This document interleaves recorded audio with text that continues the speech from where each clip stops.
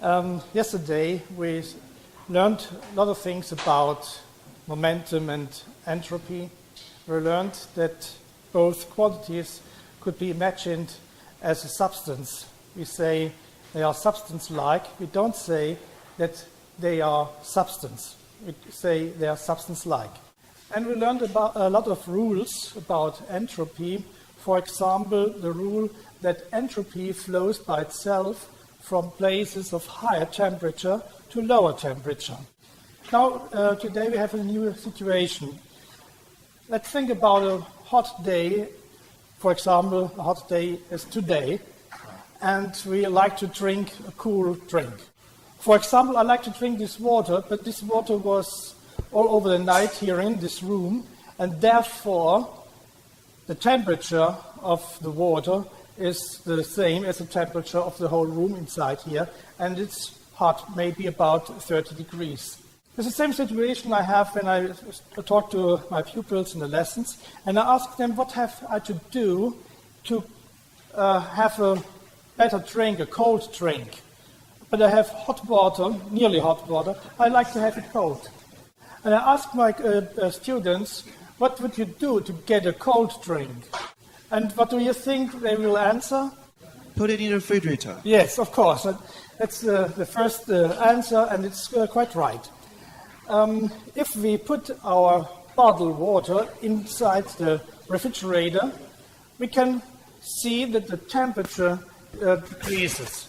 But now we have to talk about entropy, not only about temperature. So I ask my students, what about the entropy if the temperature decreases? There's a question because we have learned that the entropy flows by itself from places of higher to lower temperature, not in the opposite direction. And I ask my pupils, what do we need?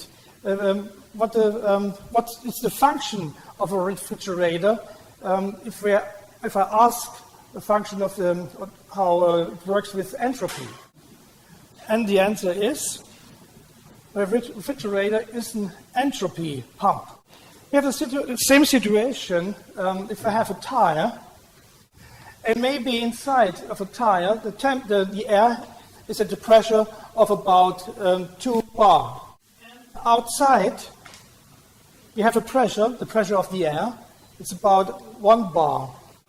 And we see 2 bars inside of the tire is not enough. So I want to have more air inside the tire. I want that the air flows from outside, where the pressure is 1 bar, inside to the inside of the tire, where the pressure is 2 bar. What do we need to succeed? It's a pump. You see, we have the same in thermodynamics. A refrigerator is nothing other than an entropy pump. In Germany, most families have a so-called built-in kitchen.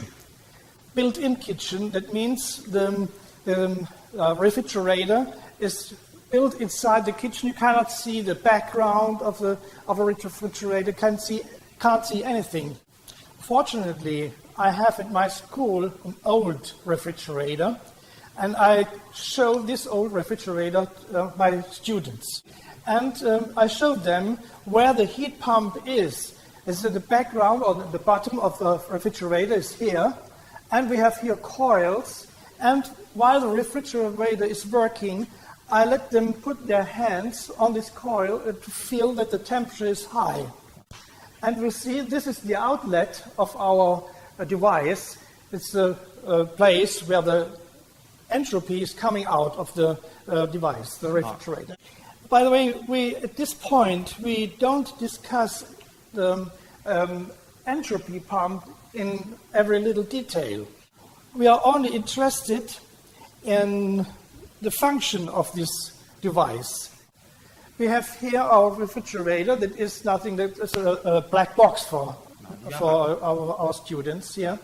And very important, we have an inlet for the entropy. Here is the place where the entropy is coming in the box, and we have an outlet. Here comes the entropy out of the device.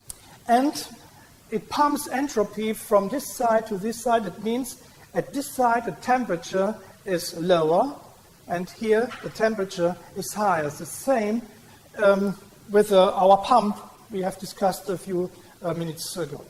Okay, we have a device. The device pumps entropy from one place to another place, from place of lower temperature to place of higher temperature. What does it mean? Firstly, I want to have a room here on the left side, a very small room.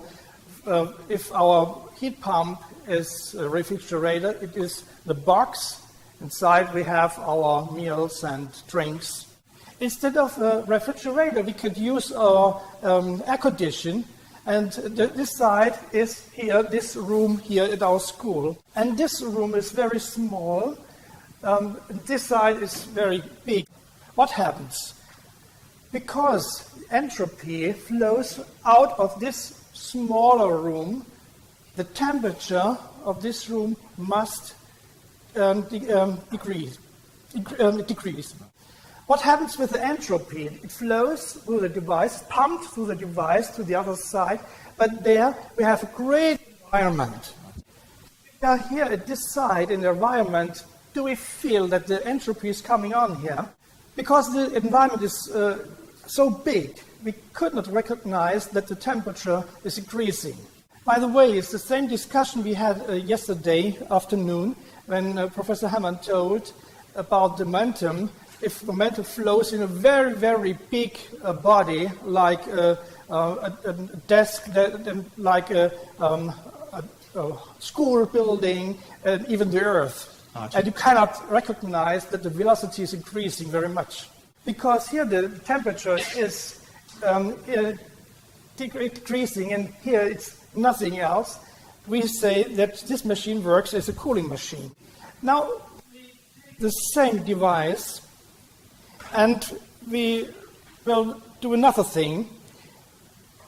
The smaller room is now not on the left side, on the inlet side of the entropy, but on the other side where the entropy is coming out. There's a small room, maybe like living in a house or something like that, and the entropy is coming here in this smaller room. And what happens with the temperature? The temperature will increase. And on the other side, where the entropy is coming from, the environment is so big, you cannot measure that the temperature is decreasing. What's the function of this device now? Heating, yes. We have, in both cases, we have the same device. Here it's for cooling, and here it works as a heater. And now we can make another thing. We have the same device as a cooling machine and on the other hand, a heating machine. Now we can find a device that makes the same at the same time. And there's no question what this function is. The temperature here at the left side decreases, on the other side increases. Therefore, this machine works as a cooling machine and at the same time as heating machine. For example, the entropy must be pumped out of this room herein to decrease the temperature here, to cool it down here in this room here. And we could use the entropy not to let it out in the environment, but we could use the entropy to heat, for example, water for our washing room.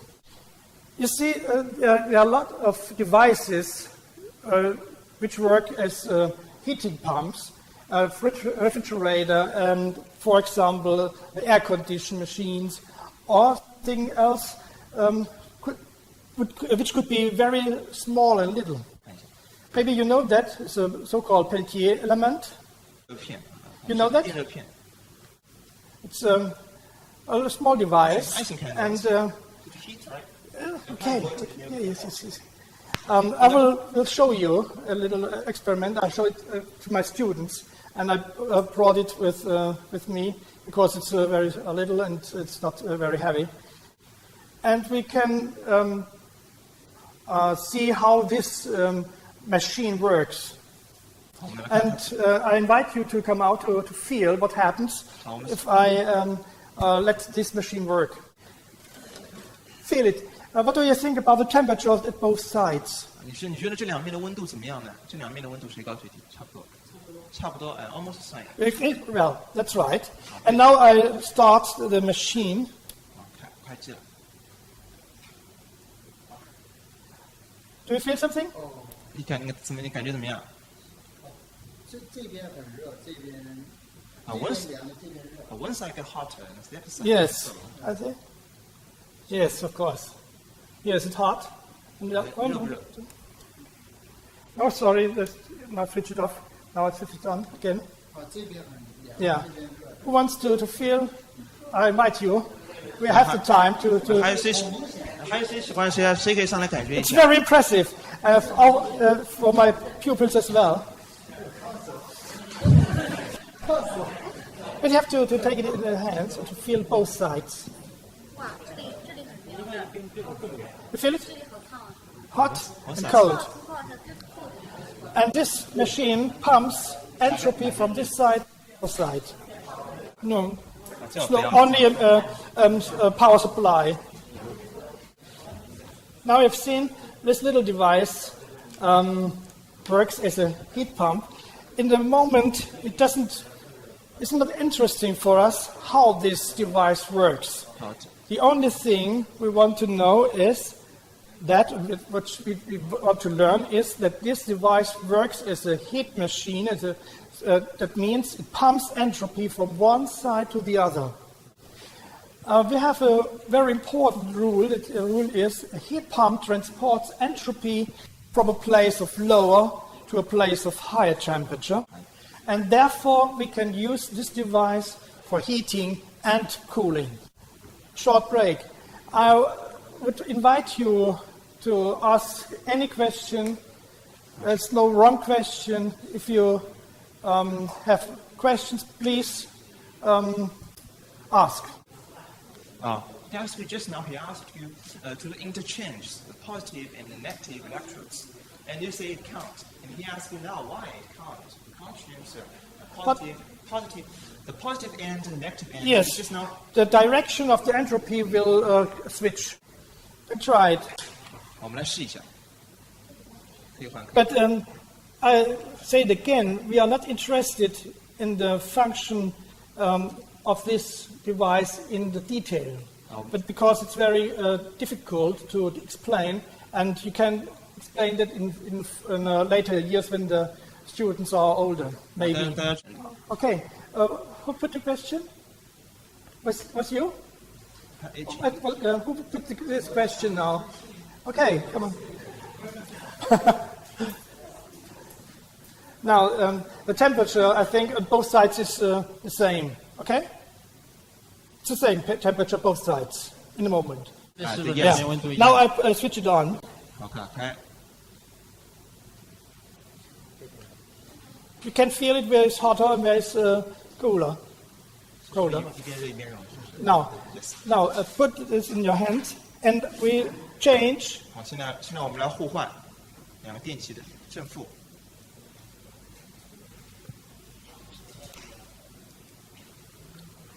感觉怎么样？ Switch into yes, okay. 两边的那个冷。 Do you have such devices here at your school here?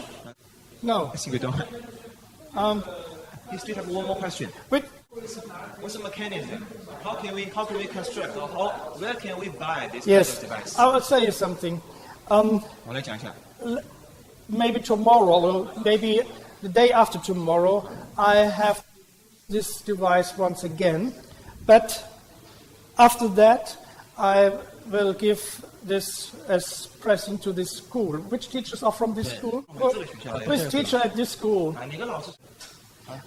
If you're a teacher here at this school, and if you teach thermodynamics here at this school next year with KPK, I give you that as a little present. Okay? Mr. Polly.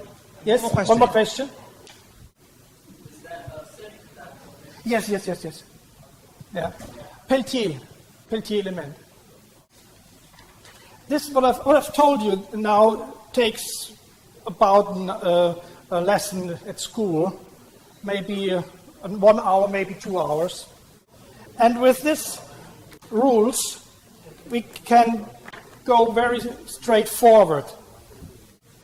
The next we will discuss in our lesson is the absolute temperature. The question at the beginning is, how much entropy can be pumped out of a body, of an object? Or how much entropy is contained in a body? These are the two questions at the beginning of the next part of our course. And as a teacher, we must think about more things than we talk to the pupils, to the students. And therefore, we have to mention, what does it mean to put this question, to ask this question?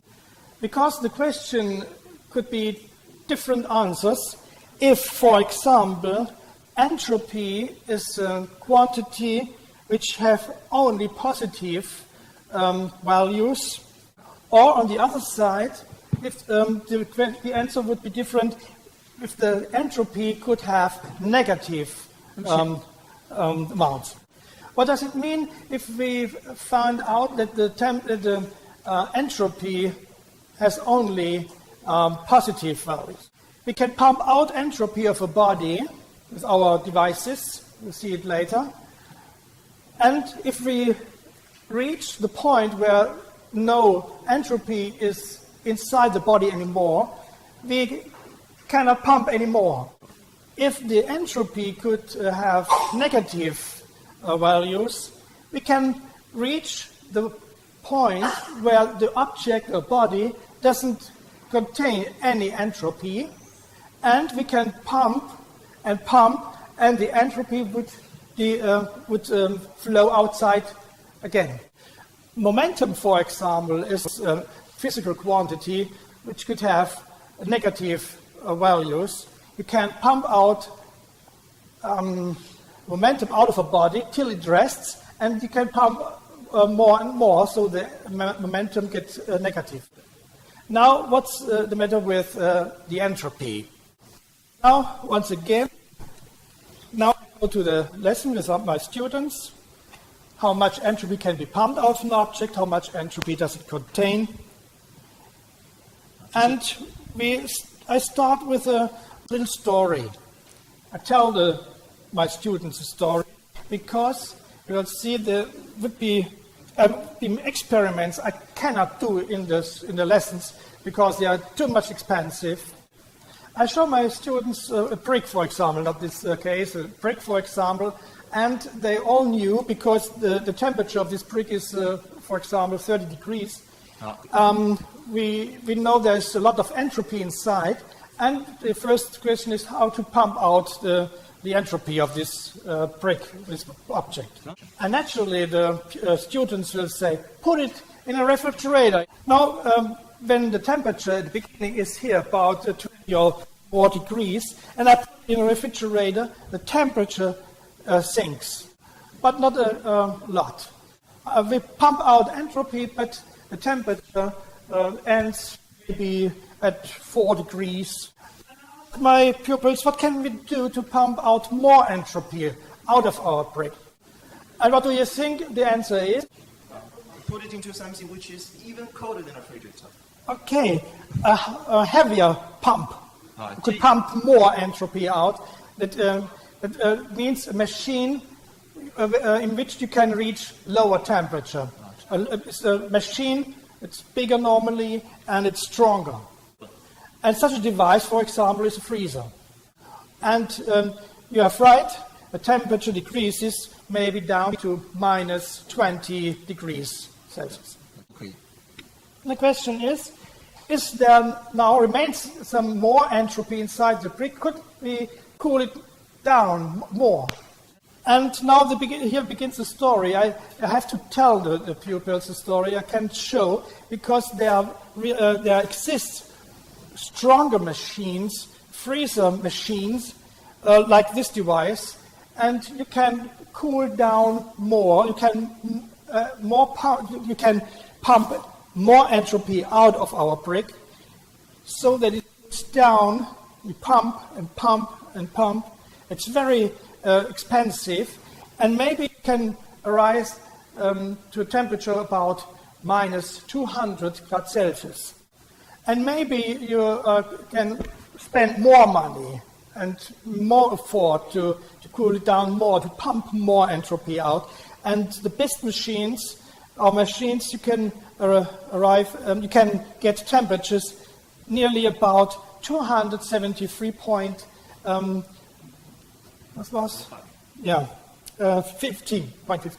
At this point, you can spend money as much as you want. You can do efforts as you want, so much as you want. You will not succeed to pump out more entropy. And now I tell to my students that the physicists had found out that there's no possibility to pump more entropy out of a body, and they believe that there's generally the limit. You cannot pump anymore. Therefore, we say this temperature we reach at this point, there's no entropy inside our body, is a special temperature, and we call it 0 Kelvin. And we write down in books. The explanation for this is very simple. The explanation for the failure cannot pump anymore is that at this temperature, 0 Kelvin, our brick doesn't contain any entropy anymore. And we have the next rule: entropy cannot have negative values. It's very different to the momentum. Momentum could have negative values. After that, I show to my students diagrams. Oh, sorry, I forgot point.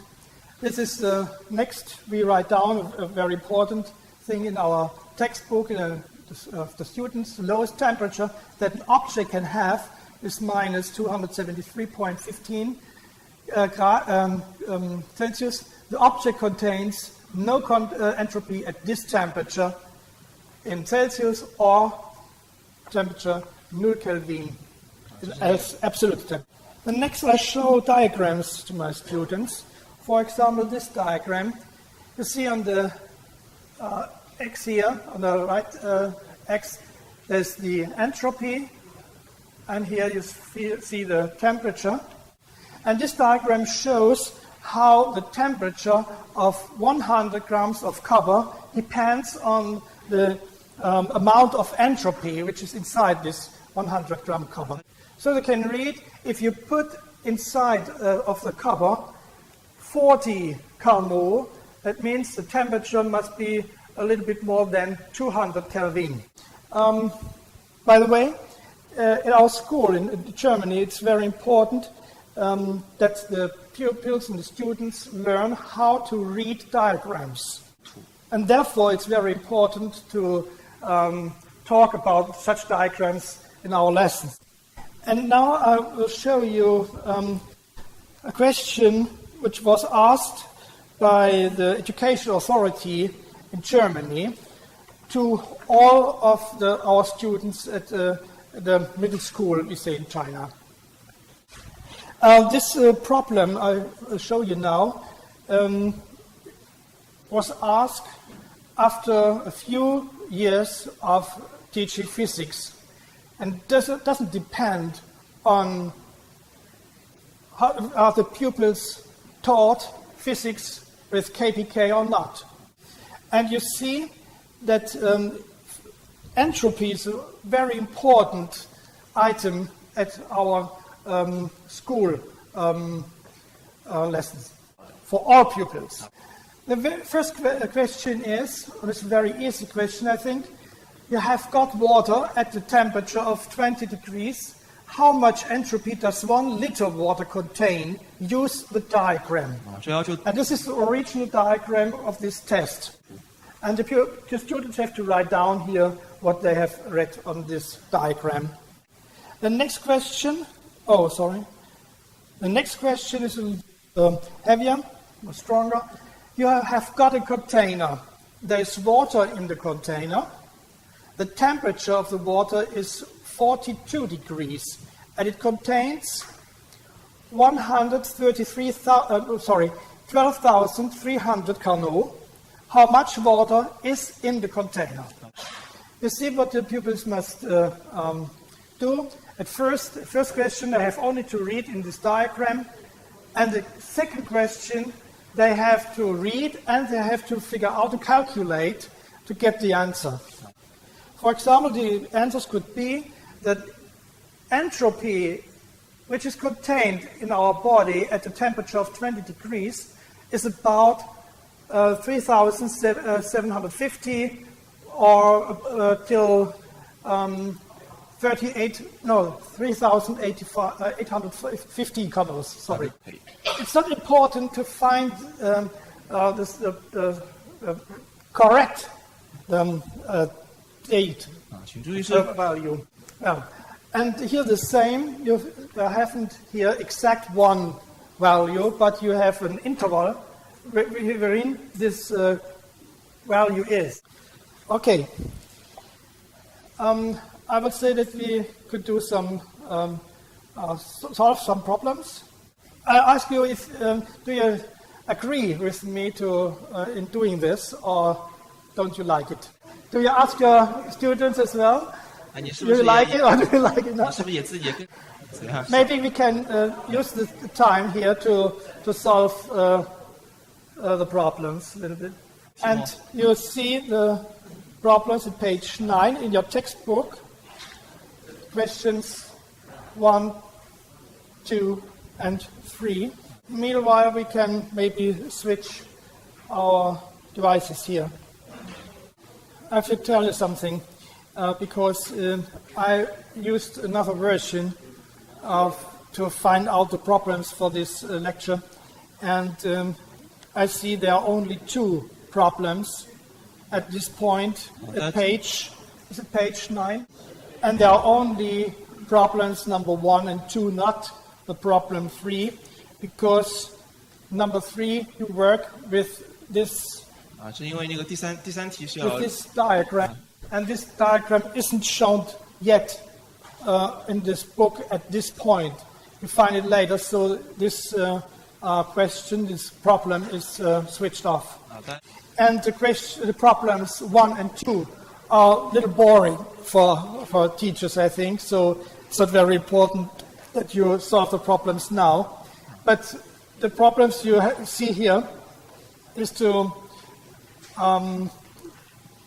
convert temperatures in Celsius to Kelvin, and for the pupils it's very important, for students it's very important to do that with a lot of questions. And I think for us here it's a little bit boring to solve all these questions. But maybe it would be more interesting to answer some questions. Do you ask? Okay. Can you teach us how to make a heat pump ourselves? Make it ourselves. No. In later lessons, the pupils will learn how refrigerator works in details. But you have to learn what happens with the entropy by changing it into a gas, and vice versa. And that's not possible at this point. So I work only with this device.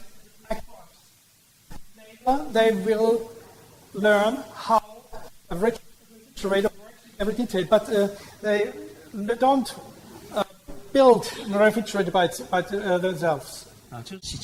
Actually, he means can you teach all the teachers here how to make it, also manually make it, find the material, and how to build a heat pump ourselves. You have to ask the engineers who build the refrigerators. It's the same. But maybe Professor Hammond will answer this question in detail. You take 2 wires of different materials. One, for instance, iron, and the other one deposited a special, special metal, which is Kunstmann. 一根钢丝，一根丝。 Imagine these are the two. 比方说这2根 I just connect them like this. 这样搅在一块儿，接住了。 I put them, I plug them in the voltmeter. 把它那个加在那个一个电压表上。 I take an electric lighter and I heat this connection. And then the voltmeter will trip. This experiment is really so easy as I described it. It is very, very simple. Everybody can do it. Of course, there's a question. How does it work? Now, then you need another hour of teaching to explain. But the explanation is simpler than you might believe. You don't need solid-state physics. You don't need quantum mechanics. If you're interested, at the end, we can speak about this. Yeah, but just the opposite. The Yes. pump is just 如果想做一个热泵， Okay, excuse me, this was just the inverse.